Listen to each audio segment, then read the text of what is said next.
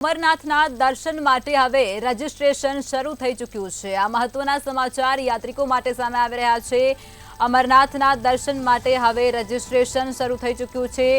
29 જૂનથી શરૂ થશે અમરનાથની યાત્રા અને તેના માટે રજીસ્ટ્રેશન પણ અત્યારથી જ શરૂ કરી દેવામાં આવી ચૂક્યું છે।